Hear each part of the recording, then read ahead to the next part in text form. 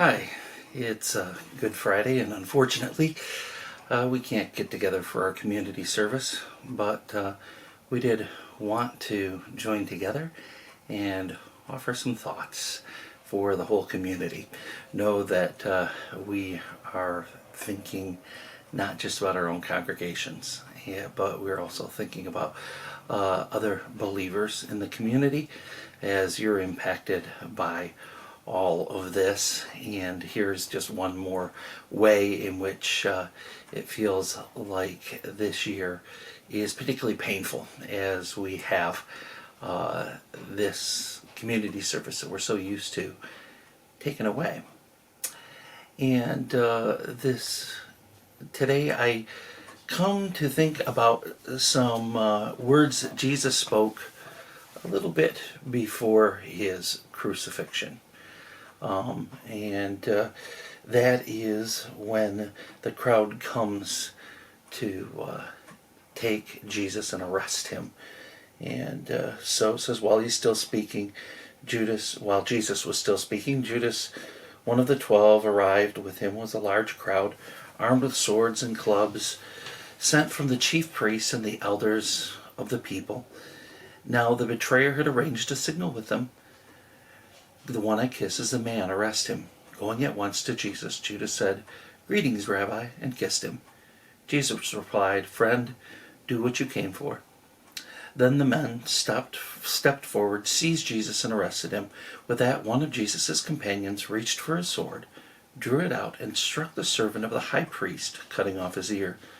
Put your sword back in its place, Jesus said to him, for all who draw the sword will die by the sword. Do you think I cannot call on my Father, and he will at once put at my disposal more than 12 legions of angels? But how then would the scriptures be fulfilled that say it must happen in this way?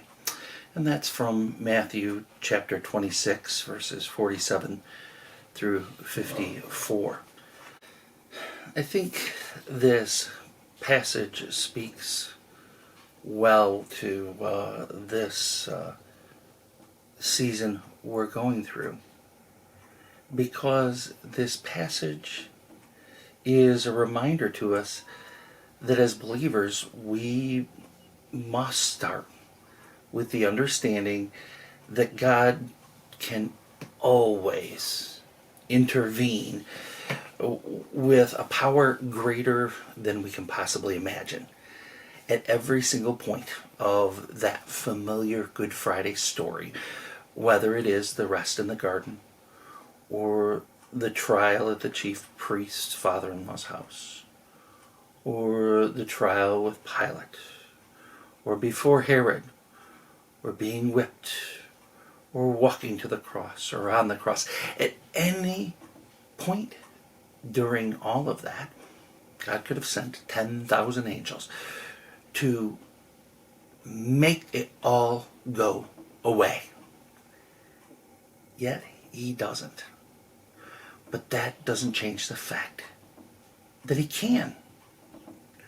We may not always know why God holds his hand back. This is one of those rare moments to where we do understand, because it is such an essential part of the history of salvation. But most of the time, we don't know why God doesn't act, why he doesn't intervene. And so we have to trust, to know that he is in control. And so we have this ironic day, this day we call Good Friday, in which something that seems the opposite of good happened, a death of an absolutely good man happens. Yet we still call it good because a good Father was always in control. And so we come into the dark of this day remembering all that took place, and trusting in a God who does all things well. He did it well that day, and He will do it today and tomorrow and the next day as we place our trust in Him. Amen. God bless you and be with you and keep you, and may you in these days draw closer and closer to Him. Amen.